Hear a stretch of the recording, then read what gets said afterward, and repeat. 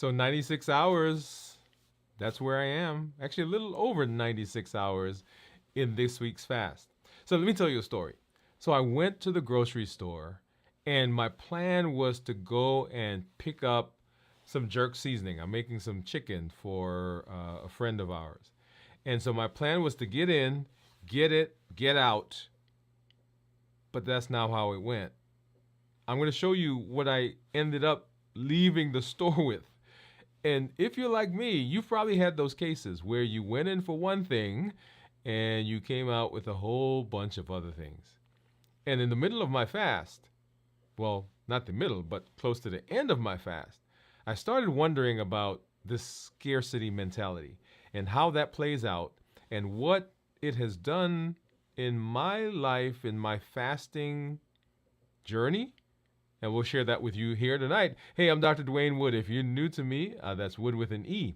The E stands for endocrinology. Here on the channel, I educate, I empower, and I encourage you to take charge of your health and your life, avoid complications, and go to the next level in this year, new you. I'm talking to adults with type 2 diabetes who want to put their diabetes in remission, who want to get off medication, improve their metabolic health, who want to, in fact, reverse, that's right, reverse their diabetes. That's what we're doing in this space, and I'm so glad that you're here. If you are new, go ahead and put new in the comments because I'd love to welcome you with a hand clap and some music and let you know that I am happy that you are here. If you have comments, if you have questions, drop those in the chat, in the comment section. If you have questions, put a Q in front of those, and we will get to those as we get throughout the night. I do see one of our community members out there, Steve. So, hey, Steve, thanks for coming through, man. Glad that you're here. He said, I ate many macadamias. I'm going to put that up, Steve, because I want people to see that. He said, I ate too many macadamians. Wait, Steve, just wait. Wait until you see what I'm going to put up here in just a minute. So if you know how we do it, I've got my meters that we're going to take a look at here in just a minute. I've got my Keto Mojo and my Contour meters that we're going to take a look. And right down below, you see that is my Dexcom Clarity Report that we will look at in just a minute. Let me go on to talk about what we're doing in this space. Why are we doing? What are we doing? If you're just joining us, if you're catching us for the first time, glad that you're here. But let's set the backdrop. In our journey, we've been talking about new year, new you. That's the model that we've been using. How do we create a new version of ourselves? How do we improve on what has been happening metabolically? And the prototypic metabolic disease is diabetes. And so in this space, we've been talking about how do we put diabetes in remission?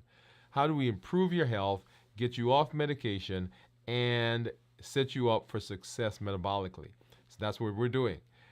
In the process of doing that, we've learned several tools.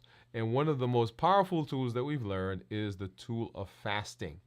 And so as we go through the process, we've been doing these shows on fasting. How do we fast successfully, and how do we get through some of those humps and bumps? So that's where you're catching us right now.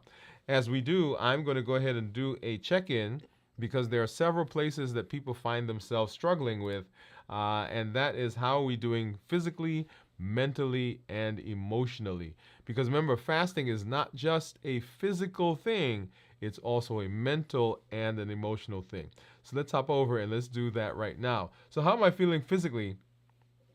I'm feeling energetic. As I mentioned before, this week I've done a pretty good job of maintaining good rest. I've been getting to bed earlier, much earlier than I have in the past. And of course, I'm getting up earlier, right? So my body is saying, okay, yeah, you've you've had enough sleep. So I'm feeling energetic. I am not feeling sluggish. I'm not feeling as though I'm weak or drained.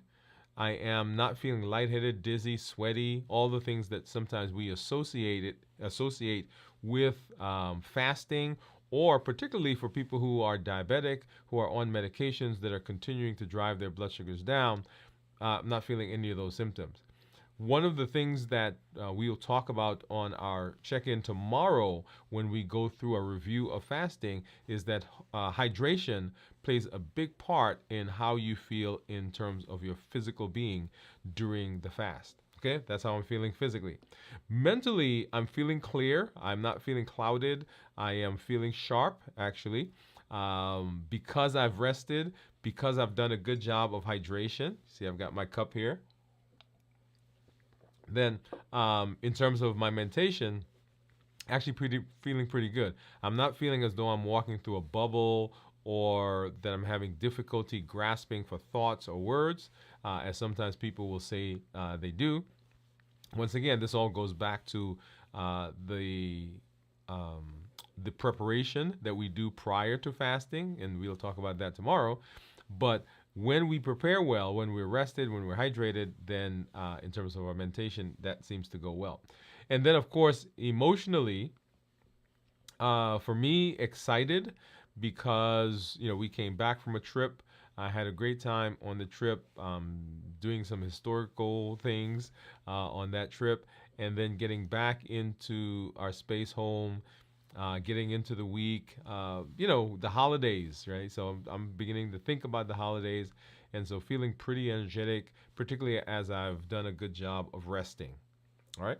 All right. So let's hop over and let's go ahead and take a look at my.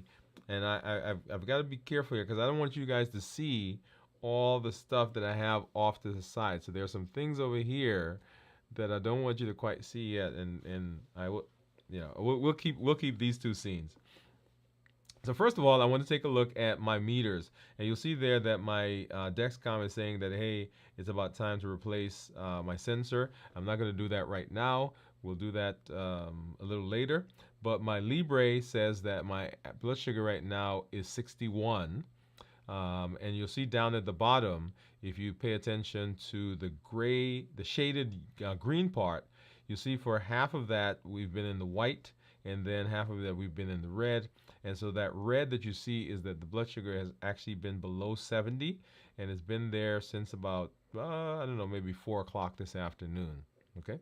If I do go back to the Dexcom, though, I am able to put my finger on it and run, even though right now it's saying change the sensor. These are the numbers that we've had over the course of today. So in the 60s for the most part, occasionally jumping up into the 70s, low to upper 70s, and then earlier in the day, looks like we were in the 80s. Okay.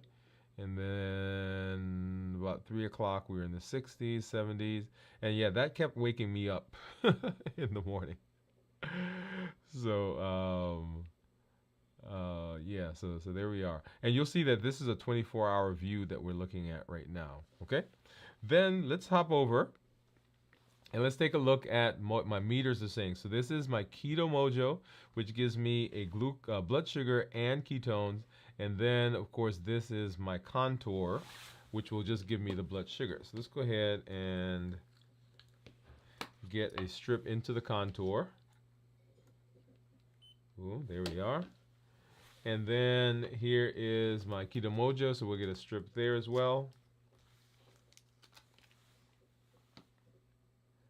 And I'm going to go ahead and open up the strip that gives me the ketones because I don't want to have to prick my finger again. So we'll open that up and we'll leave it off to the side. Go ahead and grab our little handy dandy container that has our Lancets. And as you know, I've been kind of partial to these simple ones. I think that's it. I gotta put some more in there.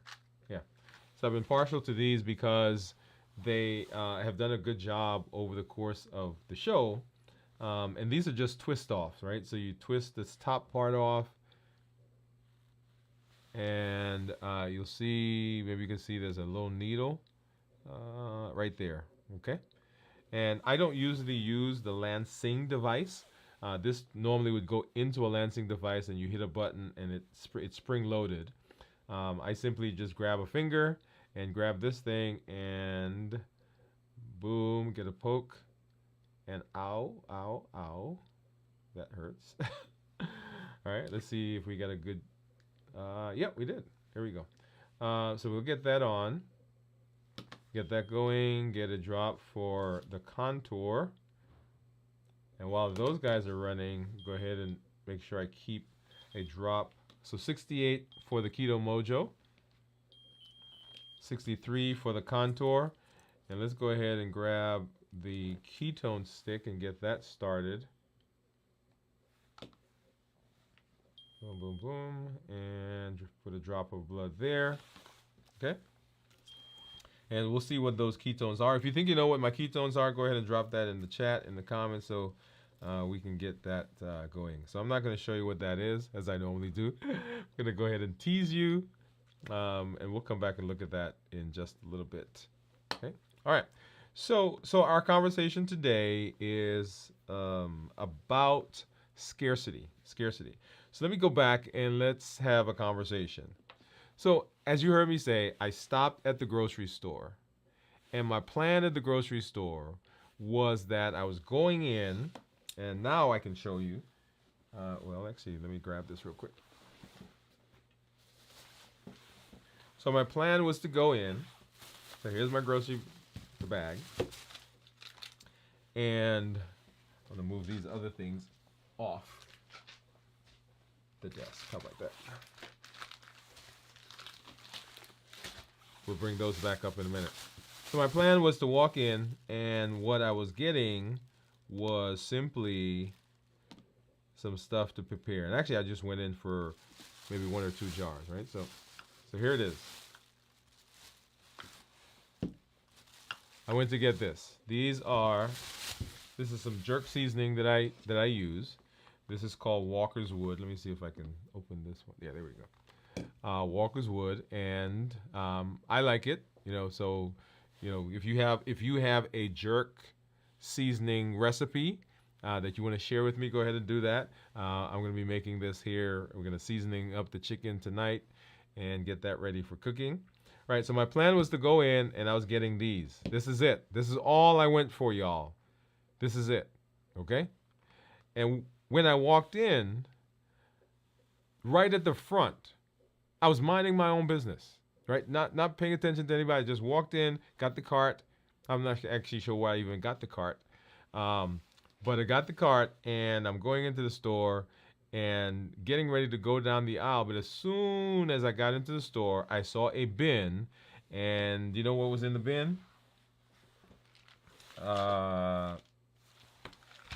Yeah, these guys were in the bin. I know. Let me put these other ones off to the side. So this was in the bin. And not only is this what's in the bin, but in the bin, it said something very interesting that caught my attention. It says, buy one, get one free. All right, buy one, get one free. And I thought to myself, that's a pretty good price. Let me get that. And so I got it, and I went around the store.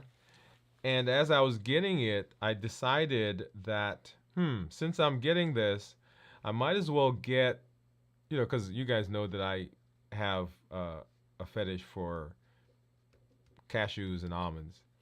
So I thought, since I'm getting this, I would chance it, and I would also get this. So I got that. Yep. I know.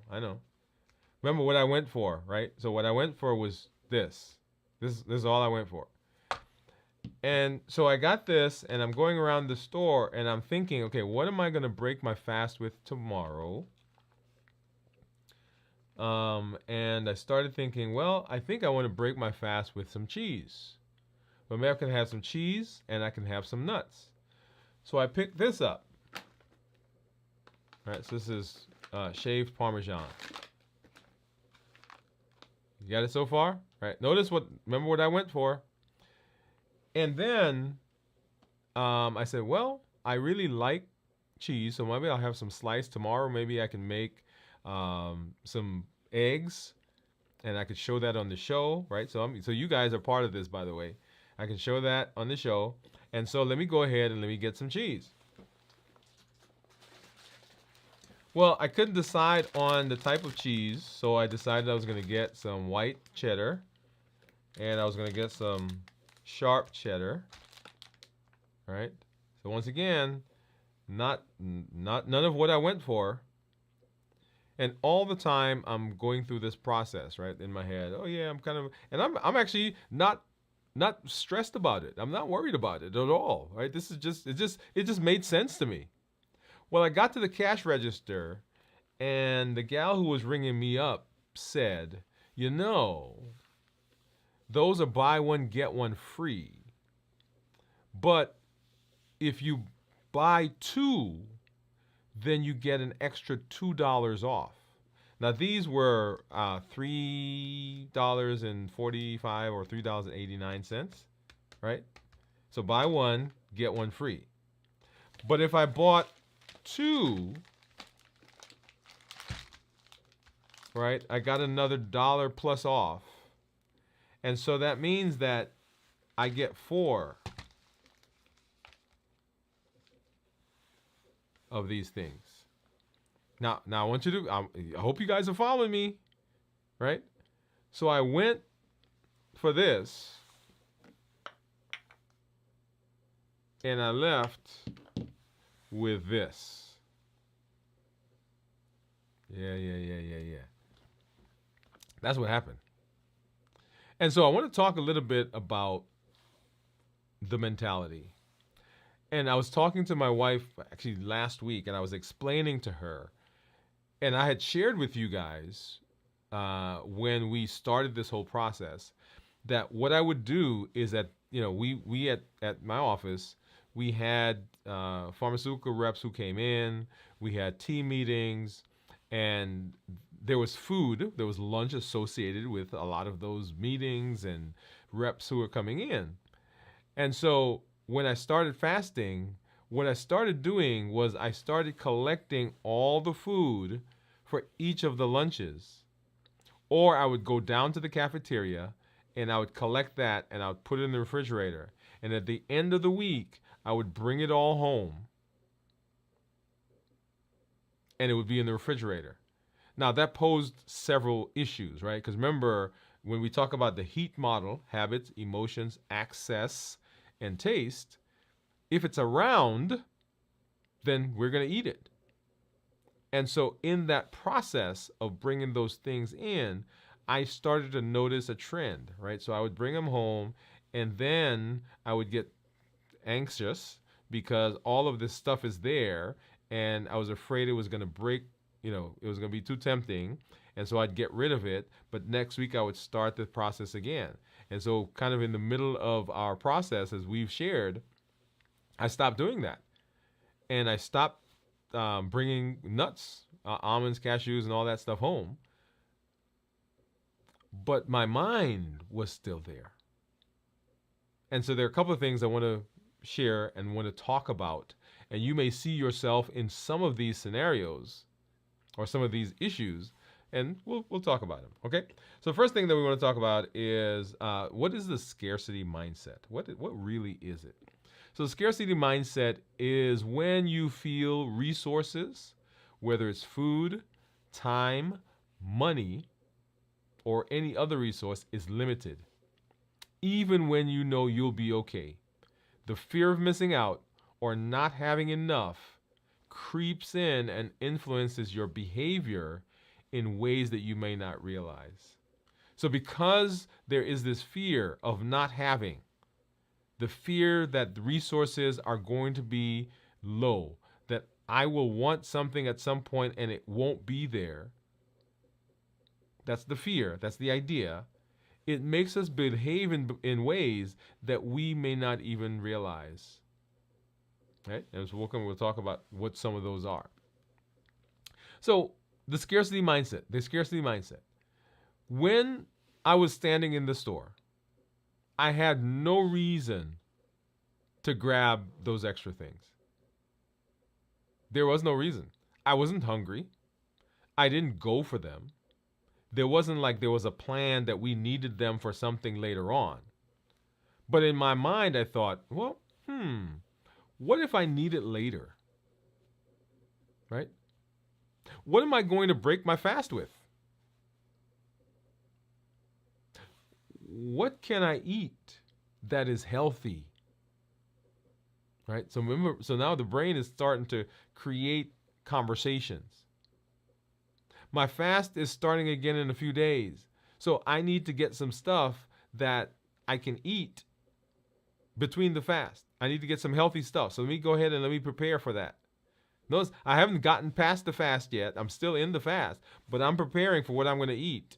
Not to break the fast, but post breaking the fast. Okay, I got to get something in there. Amazing, isn't it? The brain, how it works. So here's how the scarcity mindset plays out when it comes to eating. There are several things that we will see. Number one, when we think in the scarcity mindset, we overeat or we binge eat. When we think in the scarcity mindset that we won't have, then we begin to stockpile food, just like I did. When we have the scarcity mindset, we engage in emotional eating. We may have restrictive dieting and yo-yo dieting when we think of scarcity. So we have a restrictive time, and then when the restriction is over, we binge eat. Scarcity mindset can lead to this idea of the clean plate syndrome. You got to eat everything on the plate. It also can cause guilt and shame around food for either eating too much or not eating enough. And it can cause mindless eating. And so we're going to run through those, okay? So overeating or binge eating. So fear of limited food, right? So during fasting, if we're not careful, particularly if we're doing repeated fasts like I've been doing, we can get to the point where there's the belief that food is scarce or we may not have enough. That's particularly as I was describing that I'm fasting and the fast is going to end, but I start another fast in 3-4 days. Right? So in my mind, in my head, it's like, wait a minute, am I going to be able to get enough in that 3 days or 4 days when I'm eating? Right? Am I going to even get the stuff I like, the stuff I like to taste? Right? Once again, here comes that taste, habits, emotions, access, and taste. Right? This is particularly common when we restrict food intake. And last night on our check-in, we did a show on the difference between fasting and restricting food, right? But that plays out here as well. So the fear of limited food. And then there's this last chance mentality, eating large quantities of food when it's available because we don't know when the other opportunity is going to come. And this particularly happens when the food is forbidden. Now, let me put a pin here. Many of you are traveling. Many of you are going to be with family. Many of you during the summers you go to visit. During the fall you go to visit. During the holidays you go to hang out with other people. And you are trying to be healthy, right? We're trying to be healthy. Notice the word I use, trying to be healthy. We don't tell ourselves that we are a healthy person. When somebody asks us about something, I'm trying not to eat that. I'm trying to do better with my meal. I'm trying to diet. I'm trying to stay away from carbs. As opposed to, I don't eat that, right? Different conversation, but that's a whole nother show. And so we're sitting at the table with everybody. And everybody's eating whatever's there. But because we are trying to be good, we're trying to stay on a diet, we're trying to fast, we're not going to eat that, right? So we sit and we eat something that looks healthy in our minds and looks healthy to everybody else. Make sense? But when everybody goes to sleep, right, we come down or we may stay up late. Us is gone. And we creep into that refrigerator, into the pantry, and we take that stuff out. And we go to town. In fact, we end up eating a whole lot more than we would have eaten had we just eaten when we were sitting at the table. Why is that the case? Because we have this last chance mentality. We don't know when we're getting that again, right? Because it's, for instance, it's Thanksgiving. And you're sitting there, and Aunt Sue made her most delicious pie, the thing that comes around once a year. Or, cousin so-and-so brought their dressing or stuffing, whatever you call it. Or the turkey that you guys made is just on point, and you don't know when you're getting that again. And so our mentality says, this is my last chance to get some of this. And so we eat, and we eat, and we eat. And we don't know if somebody's coming down those stairs. We don't know if somebody's coming out of their room. So we better eat it fast, and we better eat it quick. And so we end up, and people get up in the morning like, what happened to the food? Where'd it go? Well, it went into our stomach because we had that last chance mentality. Okay? The other thing is the stockpiling of food. Right? We hoard food, particularly snacks and comfort food. In fact, well, can I share? Yeah, let's share. So when I go down to the cafeteria during my fasting time, and during other times as well, because we're working on balanced bites, right? So we're working on balanced meals, and we've given the criteria for what that looks like. It is, and let me go ahead and just pull that up right now. Decrease processed foods, decrease the amount of added sugar. We want healthy fats, lean protein. We want appropriate portion sizes. We want it to be tasty. We want starchy and non-starchy vegetables. That's it, right? Well, that's what we're calling balanced bites. You'll hear that phrase, balanced bites, balanced bites, balanced bites. Balance your sugar. Treat your sugar. Treat your weight with balanced bites, right? So this is the meal right there. And so in my non-fasting time, I am still eating balanced bites, things that will fuel my body, things that won't spike my blood sugar.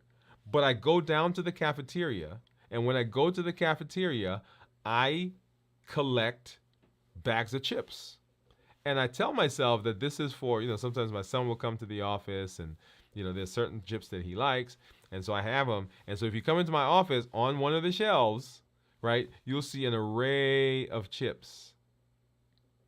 And I have almost convinced myself that it's not the fact that I'm hoarding or the fact that I'm thinking of the food.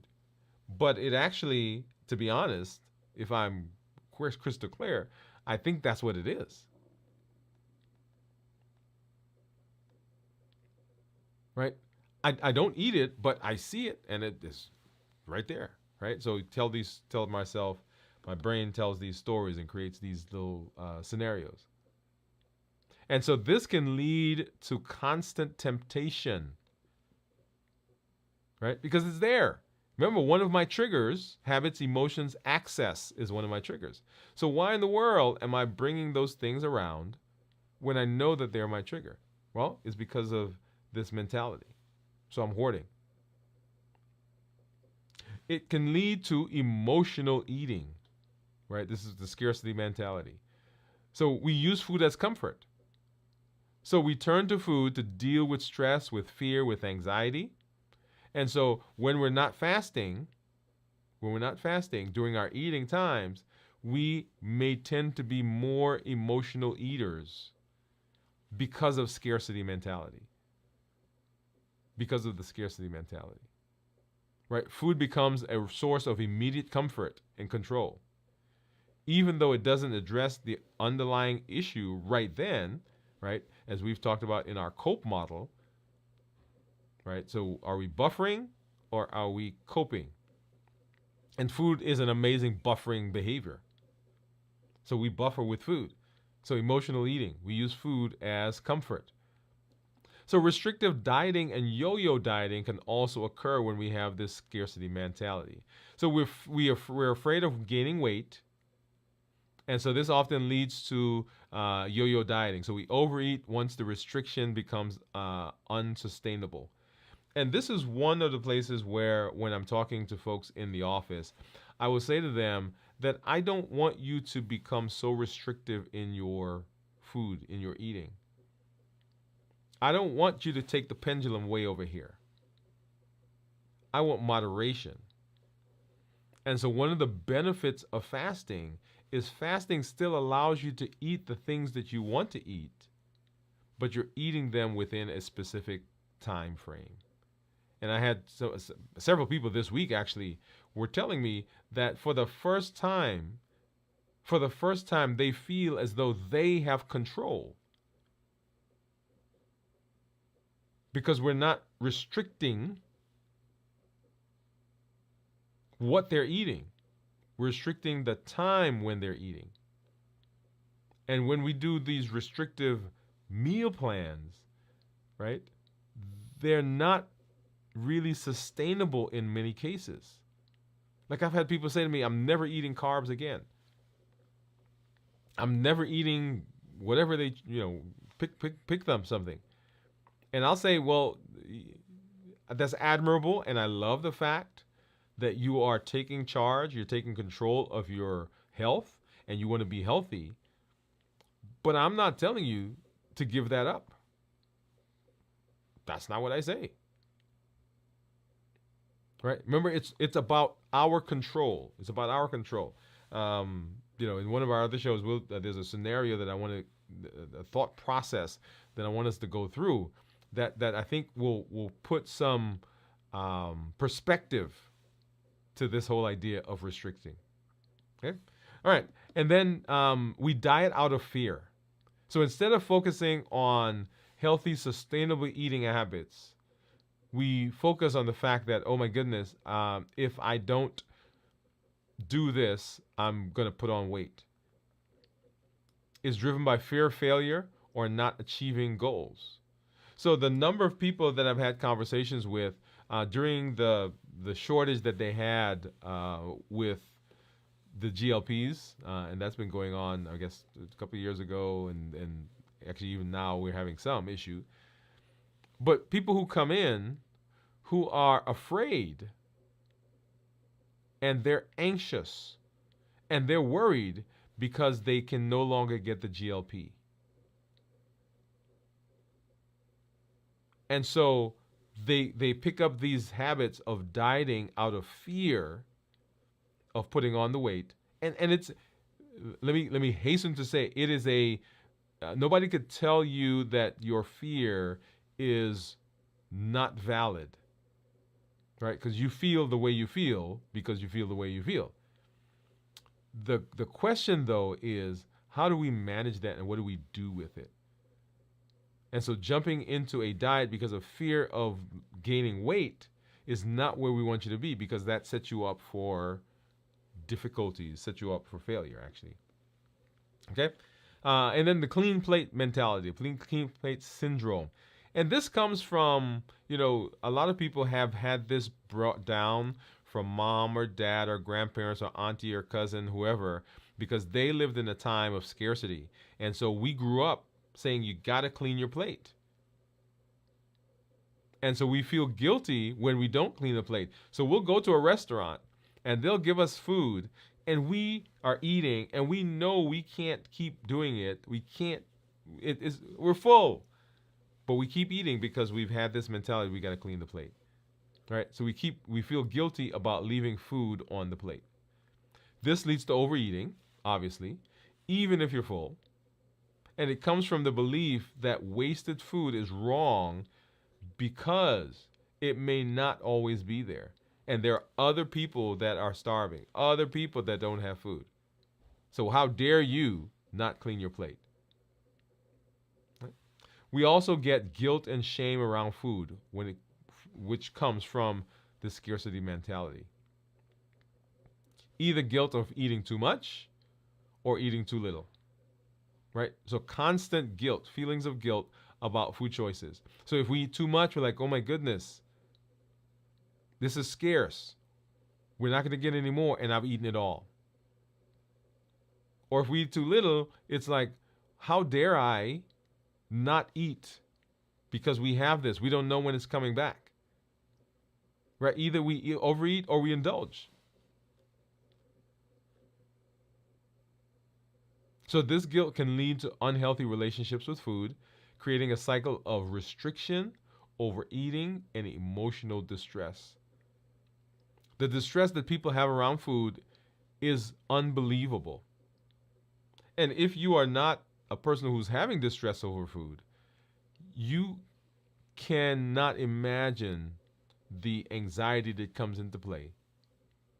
And even for people who don't have eating disorders, their thought around food can be disordered.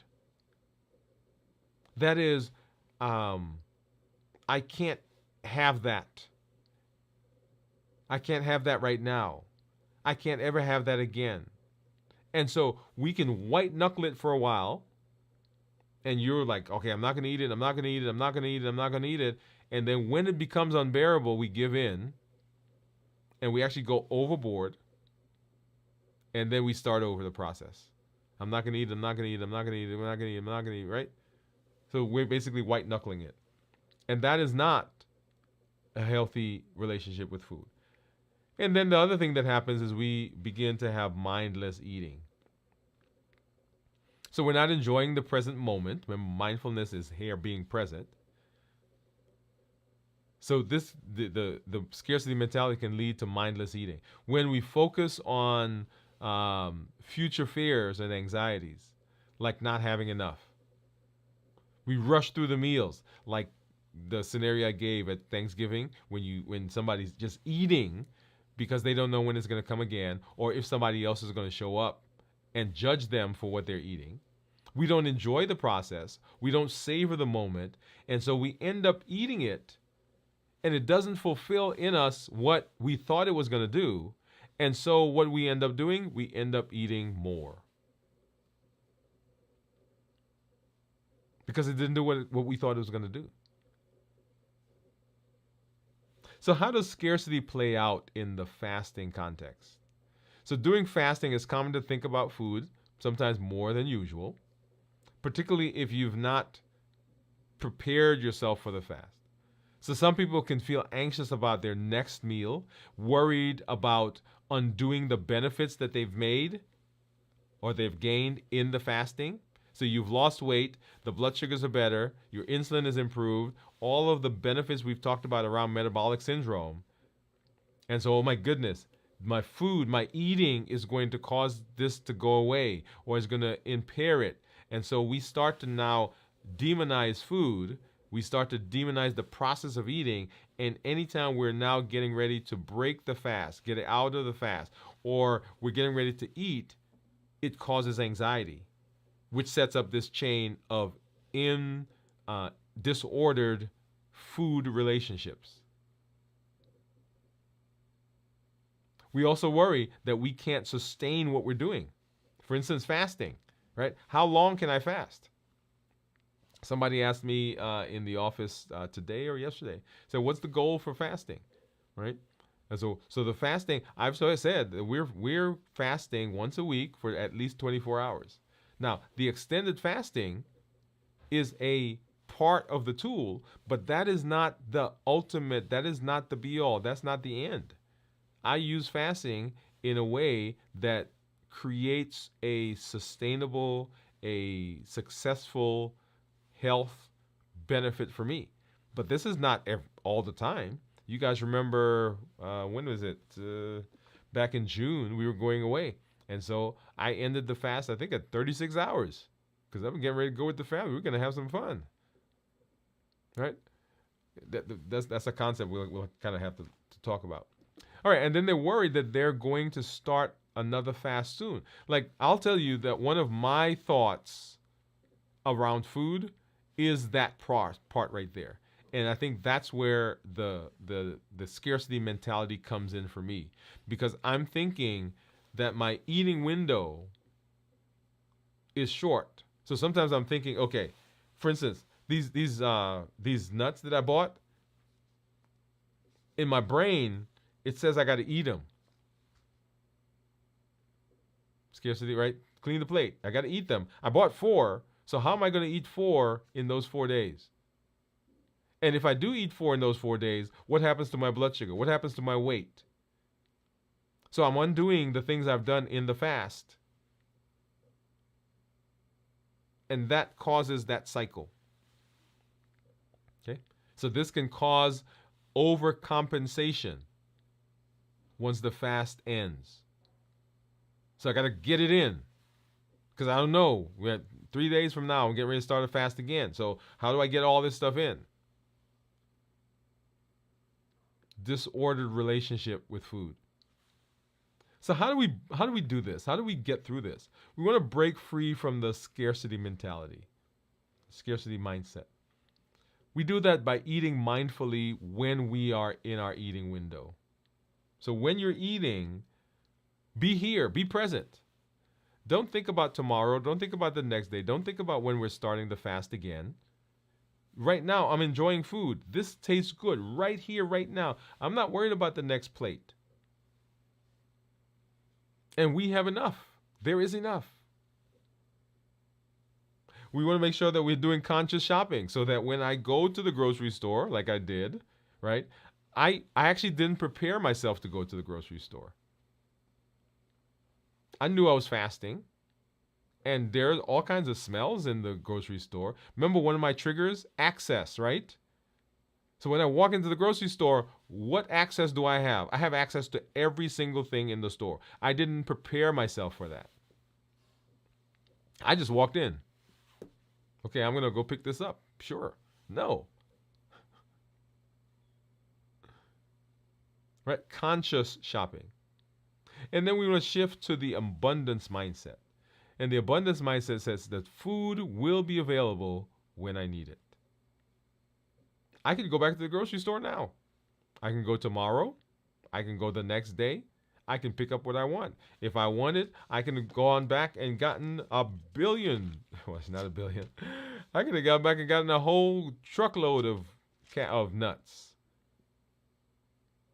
Because it's not limited. And then trusting that you will have enough later. Okay? So I will have enough later. So even if I had gotten the cashews, I didn't need to get the cheese. If I got the cheese, I didn't need to get the almonds. I got the almonds, right? So on and so forth. This is going to be enough. That is the embracing of the abundance mindset. And when we do that, we set ourselves up for success. But the scarcity mindset is a real thing. It is a real idea. And it doesn't have to be scarcity as in we don't have resources to get, or that thing is not available at the grocery store. But it is just, I don't know, because I'm restricting myself. And so it's almost like I am, somebody's watching me, and I don't know when I'm going to be able to eat that again. It's kind of like my eggnog. And I'll tell you, as we've gotten better at eating and have a better relationship with food and so forth, I have begun worrying or getting anxious as I think about Christmas time. Because I know Christmas time is coming and there's going to be eggnog all around. And my scarcity mentality says, hey, it's only here for a short period of time.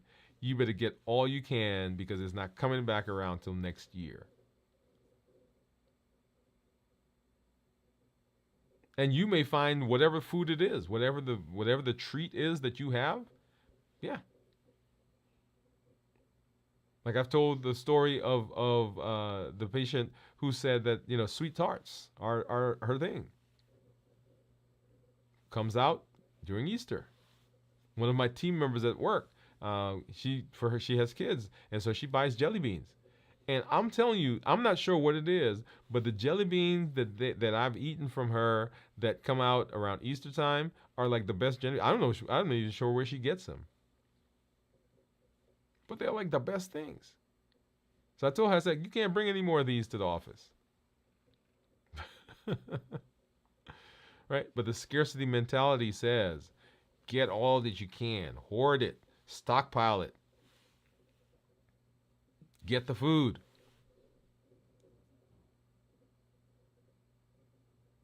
Because you don't know when it's coming back.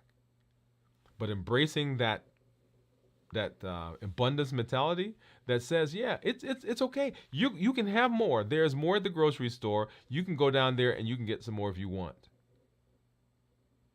There'll be enough. You can break the fast when you want to break the fast. Because it's a tool. We pick it up when we need it. We put it down when we don't need it. I started my fast earlier this week. Earlier in the week. Right? Because I had gone away last week and we had eaten and I was resetting myself when I got back. So it's a tool.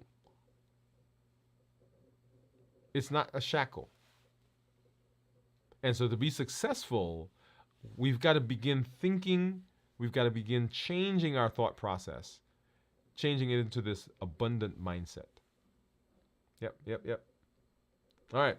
So one last view of my shopping escapade. Remember what I went for? I went to get these two. That's all I went to get. And I came home with these. 1, 2, 3, 4. And I got these guys. And I got this guy. Yep. All right. So if you are out there, if you're watching, I want you to begin processing. I should say if you're out there. So I want you to begin processing. What is it that I find myself challenged with in this idea of the scarcity mentality? And what can I do? How can I change my mindset? How can I begin living from an abundance mindset that says, I'm going to be okay. I don't have to have it all right now. I don't have to eat it all right now. Yeah. All right. So let's take a look at my monitor or my report. We'll come back to my ketones in just a minute. So here is my report. And you'll see there my average blood sugar is 122 over the last 2 weeks. I am in target. Let's see. Here you go. 89% of the time. And this is actually 14 days. Yeah, 14 days. And 70 to 180 is my target. My glucose management indicator is 6.2. And that's an estimate of what my blood sugars, my A1C would be. It is a calculated number. If I change this to 90 days, we'll see that my average blood sugar is 135, glucose management indicator of 6.5. I'm in target 87% of the time, which is 70 to 180. And if we go to my actual daily reports, which will come up here in just a minute. Let's back down. So we started fasting on Sunday evening. So right here, right, 135 to 140. So 24 hours later, coming into Monday, we're 95. 48 hours later, coming into Tuesday, we're 60s and 70s. 72 hours later, coming into Wednesday, we're in the 60s and 70s. And then 96 hours now, coming into Thursday, we're in the 60s for the most part. I mean, a couple of times I think we went up above, right here, went to 70, but down into the 60s. Okay? So 96 hours is what you're seeing in the fasting process right now. So let's go ahead and let's pull up and see what my ketones are going to be. What do you think they are? Let's get this over. Get these guys off the screen. Boom, boom, boom. And so here's my Keto Mojo. And let's go ahead and get that strip out. Get my Keto Mojo app up. And I think Steve said, what did Steve say? He says that he thought it was going to be 2.1, and his wife said she thinks 2.4. So let's go ahead and let's pop that up. And so grab the Keto Mojo, got to turn that on, and then let's go ahead and get it synced.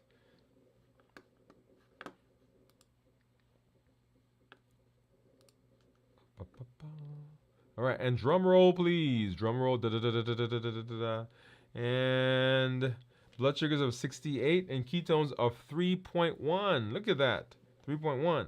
So when we talk about ketones, let's go ahead and look at the graph.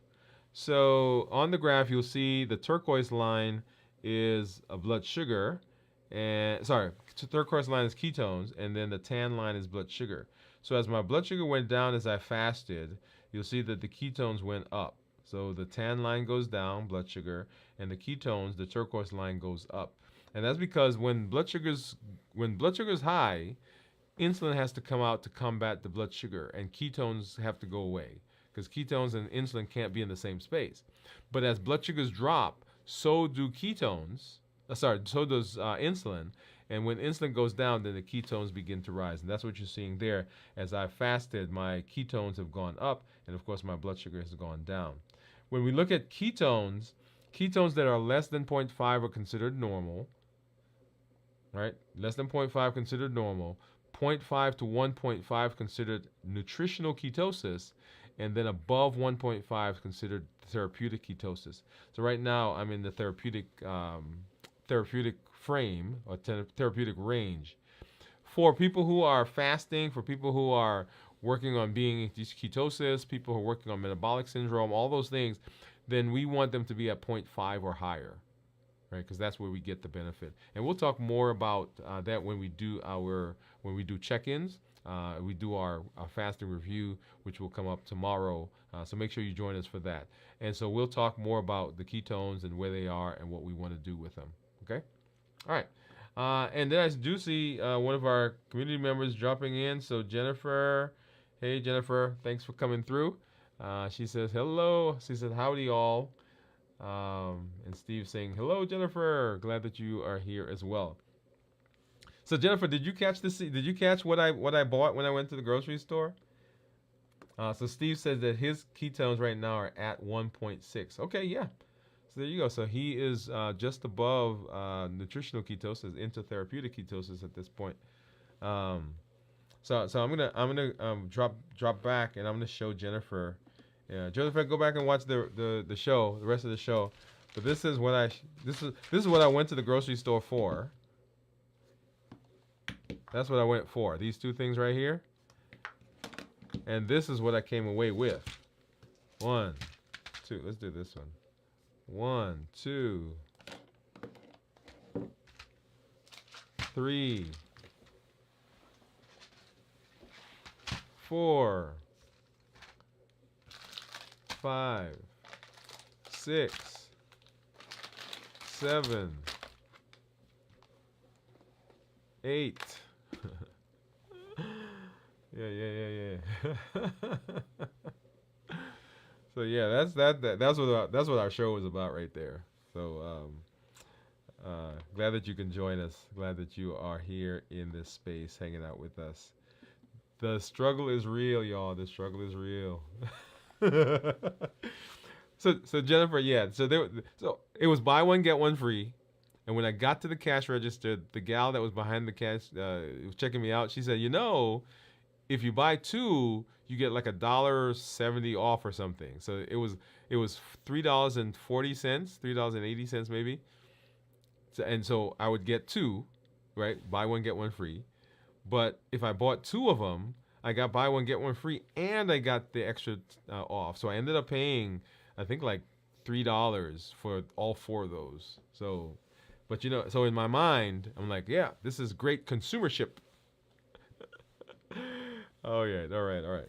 So anyway, I'm excited that I get to come on and hang out with you. I want to convince you. I want to tell you. I want to promote that. Let you know that we can make changes in our metabolism. We can make changes for the better. We can make changes for the future. And we have unlimited potential. We have unlimited ability in our fingertips. It is in us to chart the destiny, chart our metabolic destiny. So you want to tap into that, and we tap into that by educating, empowering, and encouraging. We educate with the shows, with the blog, with the podcast. All of those things are with the idea of changing our mindset.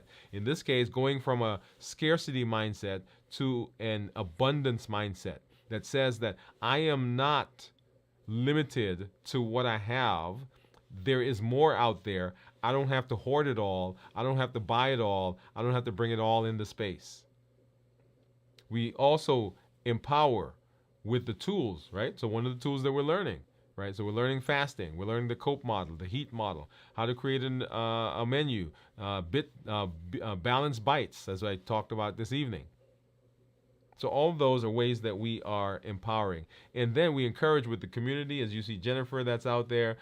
We see Steve that's out there. Come across, come through and join the community, because this is where it is, right? I get support from the community, right? Everybody says, okay, well, you're the guy, you're talking, you're teaching. Yeah, but the community also supports me.